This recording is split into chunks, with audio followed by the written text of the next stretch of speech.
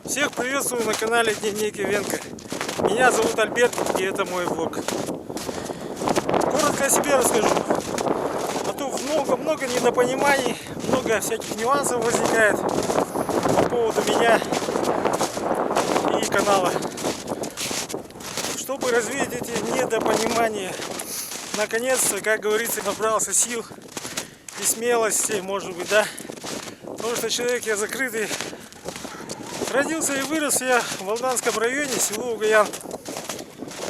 Мне сейчас 38 лет. По национальности я ивенк. Даже имею корочку от Российской Федерации. Родился в простой семье. Мать фельдшер, отец, получается, геолог. В этой деревне, где я вырос, в основном там общины и кадровые охотники. Это, получается, эта деревня стоит далеко, там зимника, по зимнику ездить и так далее. Вот, когда женился, ребенок появился, работу решил я в городе Якутске, далеко от своей деревни. И кровь-то есть, кровь-то тянет, все равно охота сходить на охоту. Но здесь возможности нет, или город все силы забирает. В общем, как я всегда отмалчиваюсь, не было времени. Скорее всего, не было возможности или желания. Но это уже судить вам, вы эксперты, вы знаете все. И чтобы быть, в основном, чтобы быть ближе к охоте, все равно как бы охота же с природой там. Поэтому я создал YouTube канал в 2016 году. Назвал его Дневник Ивенко. Но это мой не первый опыт. У меня был до этого канал. Он так и остался с 8 подписчиками плавать в интернете. А этот канал, как ни странно, получился. Но в основном идея затеи этого канала была то, что собрать всех охотников республики в один канал, кто любит снимать видеосюжеты. Ну, чтобы это было интересно для обычных людей или городских людей типа меня, или вообще всех людей, или для молодых подростков, чтобы у них было желание быть ближе к природе. В общем, создал такой канал. Ну, как говорится, найти резидентов здесь нетрудно. И здесь очень много уникальных людей, которые с детства живут в тайге и занимаются промыслом. Вот. Их, слава богу, большинство.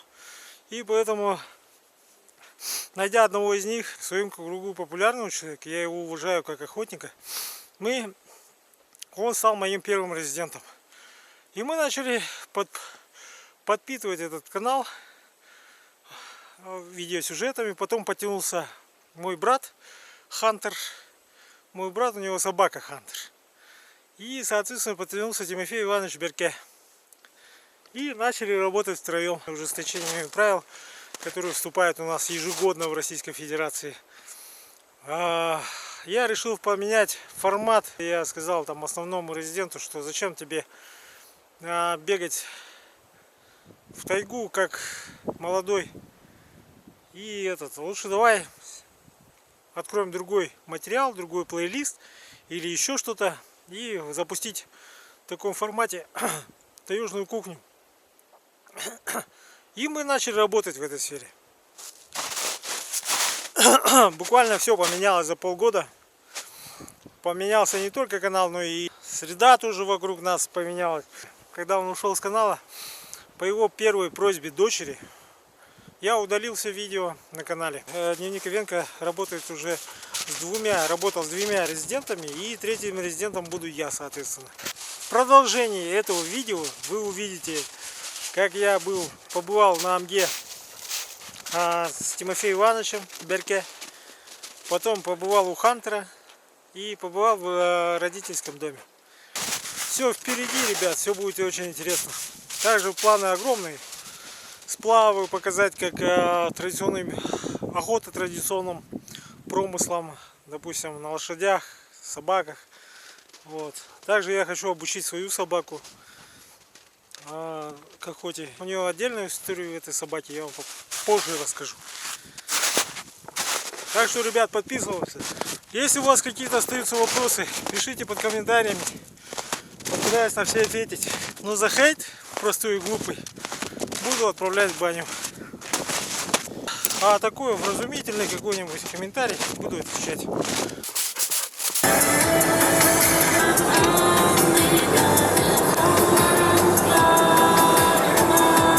Вот мы в гостях у Тимофея Ивановича, Берке. Есть. Заходим. Смотрите.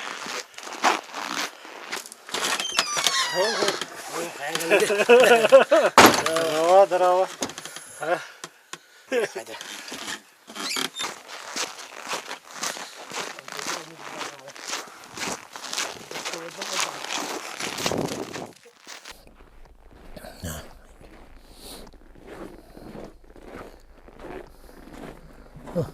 Капканы разломали.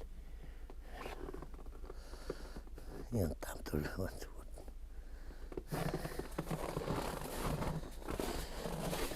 Это же как надо кусать ее, да?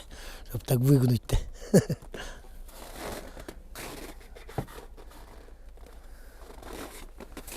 Я их еще отремонтирую, еще поставлю. Ну вот это мой гараж. Здесь это все стоит, все мое богатство. А это волки, которых нынче поймал. Вот самец и две самки. Я там в лесу не успел ободрать, такими привез. Вот самка. Вот эта самка в капкан влетела. Ну, как видите, ноги маленько погрызла, да? Уже ноги грызть начала. Еще бы где-то с недельку, дней 5 неделя могла и уйти. А вот это петлю залетела. Недолго. Этот тоже в капкан попался. Ну, за день или за два. Ноги не это. Но догонять пришлось, стрелять раз. 4 раза пришлось стрелять. Идет и идет. Не останавливается. Этого хорошо на склоне увидел. И начал пулять. Ну вот этот самец попался. Ну тоже вот эти вот. Это порастерял, вырвал. Ну тут, вот видите, кровь еще даже сохранилась. Эти вырвал, но он день или два только сидел. И оказывается, это вот нитка сильно толстая, что ли, была. На морозе, оказывается, нитка садится, и вот навострять так было плохо. Ну, это как его натягивается на морозе, он оказывается. Саживается же, саживается, и вот тут ставить было. Это, там прямо в лесу пришлось переделывать. А вот с этого капкана вот один волк ушел. Вот надо было мне... Ну вот когда только ставил, эти пружины очень крепкие были. Я думал, может, держать будет. Это же капкан же как работает. Он, короче, вот эта вот пружина, вот ему обратно не дает сюда, на это как его, а вот разжиматься, да? Я так думал, может, удержать. Надо было сюда сверху петлю ложить. Но раньше-то я так делал. А на этот раз что-то, видать, большие морозы, мозги маленько промерзли. И это. И вырвал лапу, ушел отсюда. Их, ну вот на одном месте двое сразу влетело. Капканы друг от друга близко стояли. С этого ушел. Ну вот видишь, пружина села. Но я ее все равно обратно поставлю. Она вот аккуратно, можно под след ее ставить очень хорошо. Немного снегу разрушаешь. Это вот ставишь капкан и там ее маскировать легче, чем такую. Считай, несколько раз легче. Так вот. Ну, это вот пружины подсели. Вот совсем мягкие же стали. А до этого, когда только ставил, они очень крепкие были. Видать, этот, как его, материал. Ну, сам. Марка стали, что ли. Другая. Так вот. Раньше, в советские времена, такие капканы тоже были, но здесь круглые они. На них тоже брал. И интересно, вот на таких капканах волк лапы не грызет. Лапы не грызет. То ли ему сюда нос, рот, это нос совать туда тяжело или что? Ну, или сжимает не так сильно, как этот. Это может из-за этого лапы не грызет с таких. Ну, мало уходи. Не уходили, можно сказать. Вот с этого ушли. Ладно, давай, Алька, раз зашли, давай палатку соберем, да? А то одному не очень-то удобно. Ну-ка там верхушку найди. И спасение, короче. Сломаешься в лесу или что, да? Без нее ты никак. Можно в любом месте стать, да. Натянул, да переночевал.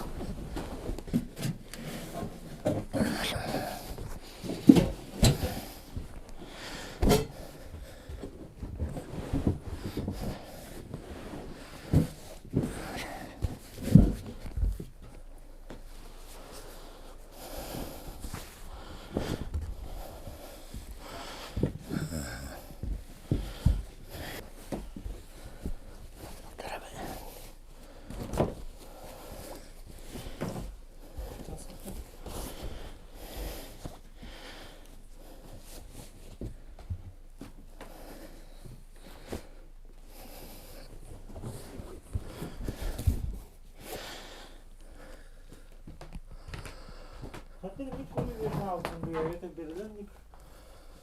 Kralın bu. Atahin, вот орта берелер. Наханны улахан батыктыр. Не, это мана хаятлы хинкеника чамаддылар. Вот мана тохтар бы. Вот улахаттар иди биле. Всем питтер уже вот алендер кагырылар бы вот. Эти были только сильно гудок. Немец в начале войны был сытый, здоровый девик. А в конце войны уже отчагал бы традилер в это. Ветеранер.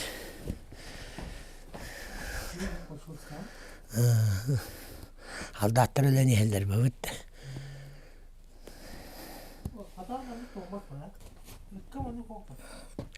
Тага хораттага бар. Да, эти вот отличительные черта девять тема. Тогда герсилер вот. Туго?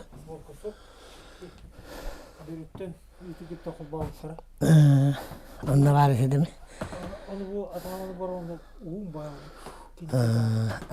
Мы туго. Рычагова. Чугай кейт.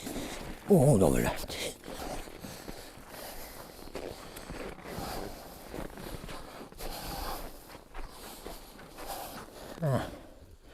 Ну, собака у меня тут одна, Нора Ивановна. Сколько мы лет уже вместе? Лет 6, наверное. Лет 6, да. Или 7. Вот точно не скажу, да ну так, сразу не скажешь. Но собака хорошая. Что по соболю, что по зверю. Вот уже заматерелок нормально. И вот сучки, они намного умнее. И этого быстрее работать начинают. С кабелями-то как-то. Ну, угадать тоже надо, если хорошая попадется. Ну, собак у меня много было. Некоторые-то не очень долго и держались.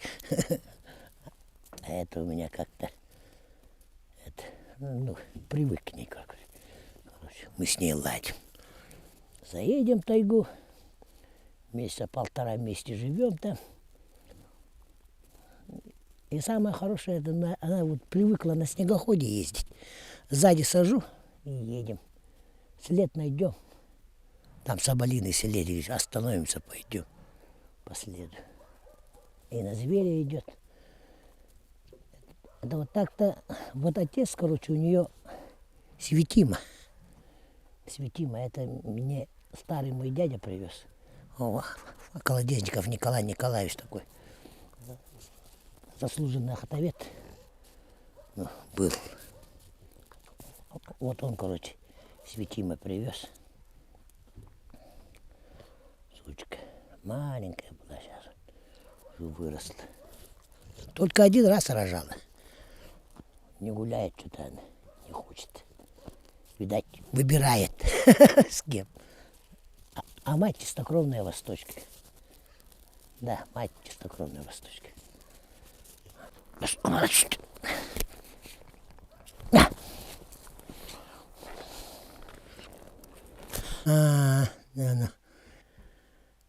Ata narangana kada di khansa faraza. Это имби согласованно я по роду деятельности я госинспектор дирекции биологических ресурсов Республики Саха-Якутия, но по Алданскому району.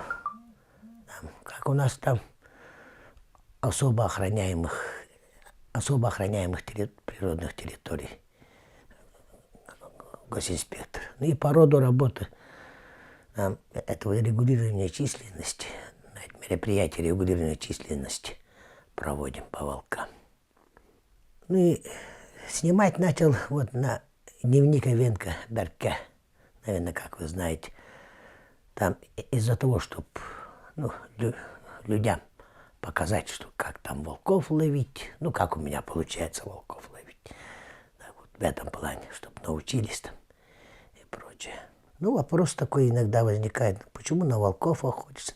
Это же не для забавы. Не для забавы, это просто жизненная необходимость. У нас тут в районе, это вот оленеводство, вот из-за волков, в частности, из-за медведей, это сильно пострадало. Вон очень многих стад не стало. Буквально, если вот так вот посчитать, буквально в 94-х, 5-х годах, да, с Верхней Амги до речки Тойдах, это где-то 160 километров берега вот реки Амга, стояло где-то 500 с лишним оленей. 500 с лишним оленей стояло там. Там несколько стад было. Так можно даже посчитать. На 18-м вот эти вот Павловы, потом Кирилловы. Этого ниже них, вот Ивановы и Кривогорницыны, и Сидоровы. И в общей сложности их там 520 оленей было. А сейчас с Верхней Амги вниз по течению до Мандурычей ни одного стада не осталось. И все это результат деятельности волков. Там тоже сопутствующие свои тоже причины есть. Весь молодняк, весь приплод съедают медведи, а основное стадо маток, зимой уже волки. И за счет этого оленеводства там как такового по реке Амга, например, теперь не осталось. В некоторых местах держатся, можно даже сказать, из последних сил. Так-то, в принципе, за эти прошедшие несколько лет мы численность волка в районе сильно подорвали. Все люди взялись, не стали ждать там, когда на вертолетах прилетят, большие дяди отстреляют, и сами заниматься начали. Ребят тут много, так-то хорошие ребята есть. И умеют, и техника есть у них, и желание есть, мотивированные, так сказать. И работают. На моем счету, недавно, где-то неделю назад я приехал с лесу, 60 волков, 60-го добыл. Так вот, так что это тоже, ну, своего рода для меня успех. Короче, так вот. А ну, за оружие спрашивали. Давай снимем оружие, снимем оружие. Ну вот, вот. Ну вот основное мое оружие, вот он. Да. Поистрепалась с годами, ну что сделаешь. Это супер вепрь 7,62-51. Я его уже, ну, больше 20 лет, получается, таскаю. Так-то хорошее оружие. Хороший карабин. Что медведей, что волков, что зверя, ну, в смысле копытного. Добываю ею. Это когда, ну да, вот Антонов Егор Егорович от него. Он мне сделал это ружье. Ну, до сих пор точный и хороший. Ну, этого говорят, что у него ствол пулеметный для облегчения вот эти делали, говорят. Но до сих пор очень хорошо ложит, а. Да, приклад менять надо. Ну, так-то таскать тяжелый. Но... Это вот приклад самодельный. Этот Стручков Андрей в Томмоте такой живет. Делал. Но он по дереву очень хорошо работает. Парень сделал. Он лакированный был. Ну, когда только сделал, нормально, хорошо смотрелся. Сейчас надо уже давно пора менять. Ну, а второе оружие это ЧЗ. ЧЗ 22 ВМР. Ну, я в основном ее, короче, по глухарям пользуюсь. На глухаря-то. Это прицельная дальность у него 250. И он сдалека. Ну и силы патрона хватает. Того патрона у него такой вот. Вот 5,6 тоже точно, но только это вот длинный такой. Ну, а мелкую дичь, там, соболя, этого, соболя, рябчика, короче, вот с обычных стреляю. 22 ЛР. Но иногда, правда, не выкидывает. Вот где-то шляпка чуть побольше, чем на той, но все равно. Ну, где-то с 5 выстрелов вот один, короче, затвор не вытаскивает. Это выбил, да и все тут выковырил. Так вот. Ружье. Ну, мелкашка моя. А это дробовик АМОР. У него это вот патронник на 89. Ну, тоже давно покупала. Лет 25, наверное, даже прошло. Покупал на уток. Ну, последние года что-то не сильно по водоплавающей дичи-то охочусь. Но все равно сезон я пропускаю. На парочку дней-то все равно съезжу. Есть патронник у меня на 89. А ну там случай был. Спрашивает друг, вот Олег Петрович такой местник. Что, говорю, купил ружье? Да, говорю, купил. А я у него советоваться начал. Да, какой дробовик можно купить? Деньги, говорю, есть. Ну, он начал рассказывать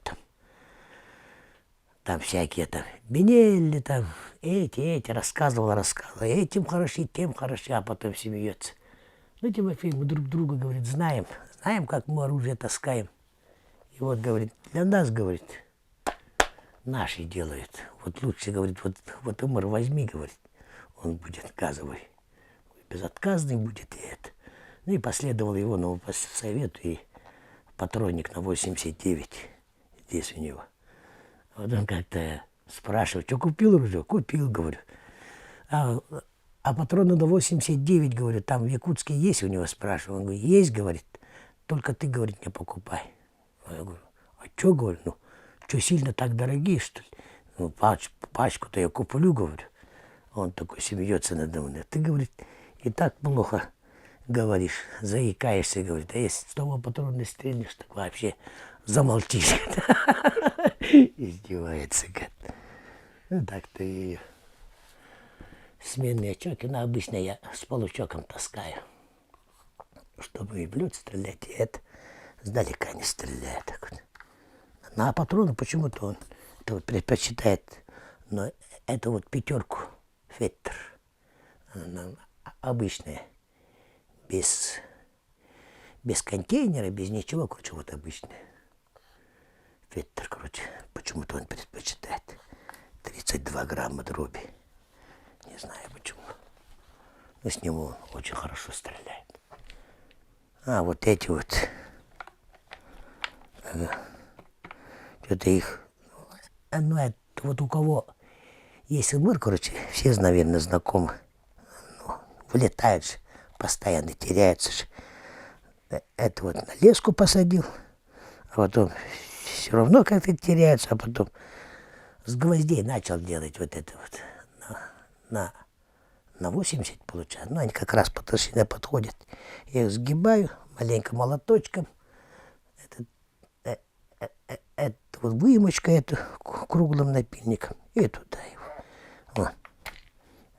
Когда хорошо получается, его даже и не вытащишь. Ну, вот такой вот у меня получается. Это на 80, что ли, гвоздь? Или на 60. Так вот.